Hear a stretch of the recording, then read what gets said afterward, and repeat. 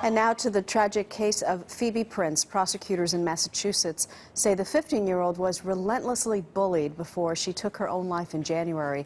3 of the 9 teens charged in this case were in court yesterday and pleaded not guilty. The rest are scheduled to be arraigned in the future. Joining us now exclusively from Springfield, Massachusetts is Prince family friend Darby O'Brien. And here in the studio with me is child and adolescent psychologist Dr. Jennifer Hartstein. Good morning to both of you. Good morning. Hi. Darby, let me begin with you. You're in constant contact with Phoebe's family. How are they doing given the circumstances?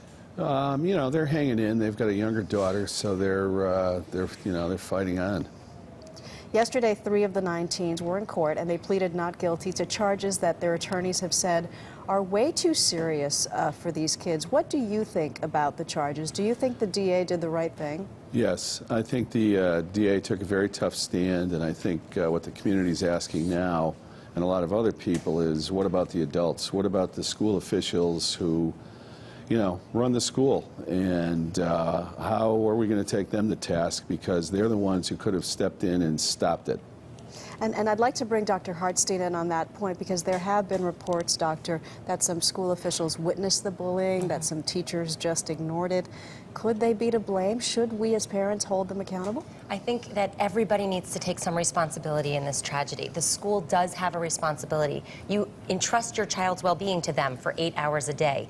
And there was one of the charges is disruption of a school assembly. So there was something going on in school. There needed to be more awareness and more attention to that. And because it was missed, we don't know what could have been prevented. Right. So we need to really examine what's happening in our school system, that we're missing it a lot. What's frustrating is that Phoebe's mother reportedly went to school officials and said, my daughter's being bullied, please do something about it.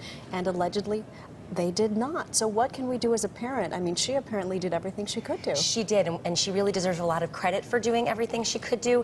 And sometimes you need to just keep moving up the chain of command. So you need to go to the teacher, the guidance counselor, the superintendent. And if nothing works, go to the police and say, look, I have all of this evidence these things are happening. What can we do? Because we really need to keep our children safe. Darby, what do you think should happen to school officials? Well, I mean, the district attorney said that this bullying was going on for 3 months, and the superintendent and principal said it went on for 1 week.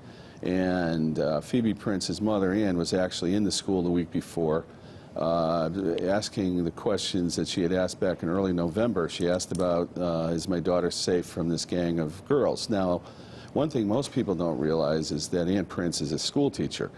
Works with kids close to Phoebe's age, so she knows what's going on. She's in a bigger, tougher school, and then her sister was in, even before the school year started, to tip off a friend of hers who was the vice principal to look out for Phoebe because she was susceptible to bullying. So, I mean, they've had signals for months, and they didn't do anything.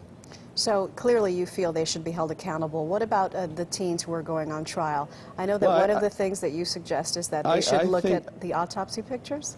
Yeah, I said that early on. I mean, I think that now what should happen is the parents of the teens who have been charged, I mean, they had the book thrown at them by the DA, should be as angry as everybody else in the community because the school system failed them too. I mean, they didn't step in and they didn't stop it, and they're the only ones who could have. You have 2 kids, one of whom attends Hadley. Are you concerned for their safety?